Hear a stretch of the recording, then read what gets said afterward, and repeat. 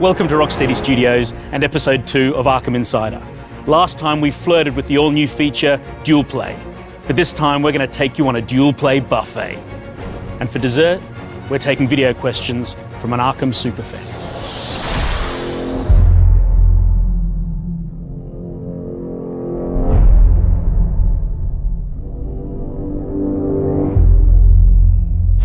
We are back on the world's most comfortable couch, and I'm joined here by Tim Hannigan, the lead AI programmer at Rocksteady Studios. Tim, how you doing? I'm doing great, thanks. How are you? Good. It's been a tough project, right? It has been a tough project, but we're nearly there. Close to the end. I can smell it. Smell the finish line. It's just around the corner. Now, we showed a little bit of Dual Play in the All Who Follow You trailer. I promised everyone an all-you-can-eat smorgasbord of Dual Play, and I'm hoping you're the chef who can take us there. Yeah, I shall do my best, thanks. Good man. Talk us through where we're at and what we're doing. So what we're seeing here is Batman and Nightwing. They're going to team up. They've been tracking down Penguin. He's got these weapon caches throughout the city. So he's got these locations, he's hiding weapons, he's stockpiling weapons, he's kind of supplying the weaponry to the other people in Gotham City. Okay. And you and Nightwing have teamed up to try and track him down.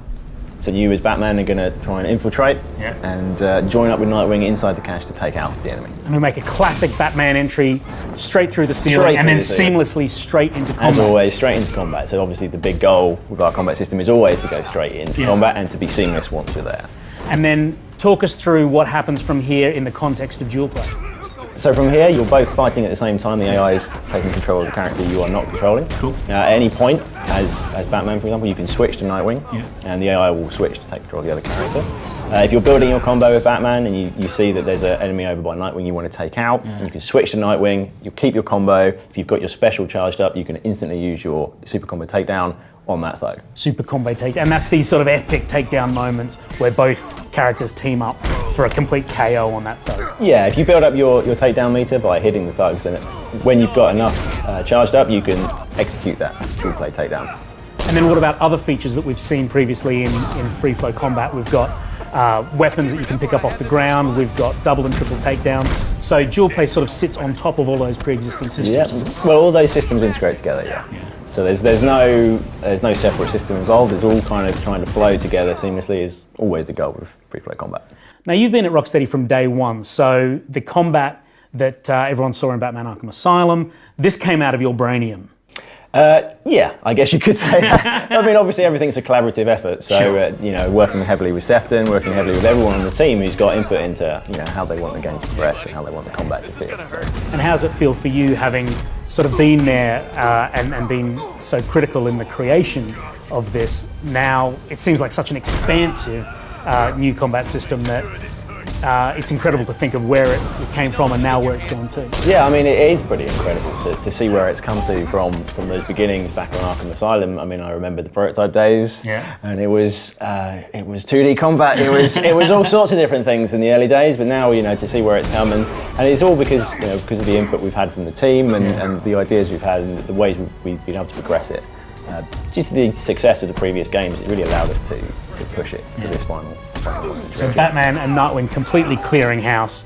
It's an epic looking fight. The number of enemies that we've got in combat just seems to be almost out of control. We've definitely had to up the count this time to account for the fact that there's 2 heroes in the room. Makes perfect sense. Tim, I think Dual Play is going to be one of those features that people go crazy for when they get their hands on Batman Arkham Knight. You have done an awesome job with this, but I know you're busy. You've got to get back to it, right? I do indeed. Thanks for your time. No problem. Tim Hannigan.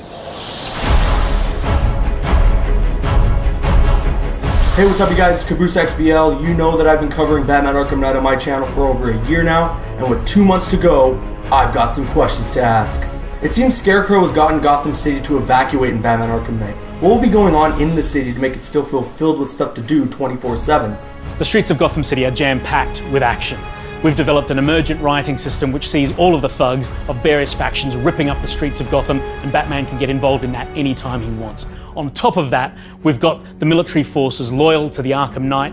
They are spreading their presence throughout the streets as the game progresses. We're talking tanks, we're talking mobile infantry, we're talking airborne drones. There's also members of the emergency services in peril, and they need Batman's help. And then on top of all of that, we've got the Riddler with his ever-present threat. We all know the Joker is dead, but in the Arkham Knight prequel comics, it seems that he's left a permanent scar on Batman. Will we see elements of that within the Batman Arkham Knight story? The death of the Joker at the end of Batman Arkham City had a massive impact on Batman and the entirety of Gotham City.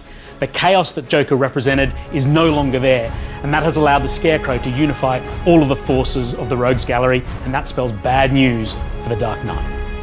Besides the Batmobile, of course, what would you say was the most fun and most challenging new feature to create in Batman Arkham Knight? Building out the entirety of Gotham City in immense detail, I think, has probably been the biggest technical and creative challenge for everybody here at Rocksteady. Seeing the Gotham City that we've built come to life has been incredibly fun and so satisfying. But for me personally, I think the dual play features in the game are absolutely incredible. Teaming up with Catwoman for a dual play takedown, nothing beats that. It seems the Riddler is at it again in Batman Arkham Knight. One thing we all love to hate are those challenging puzzles to get the Riddler trophies. How hard are they this time around? If it's bright green and it's got a flashing question mark above it, you can bet your batarang it's going to be tough. The Riddler's back and he is challenging Batman like he never has before. As a team, we've challenged ourselves to come up with some of the toughest riddles we can possibly think of. But we're not sending you out alone. The Riddler informants are also back, but this time it ain't going to be so easy to squeeze that precious intel out of them.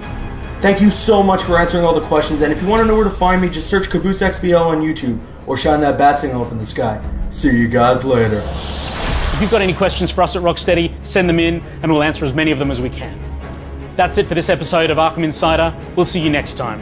And don't forget, be the Batman.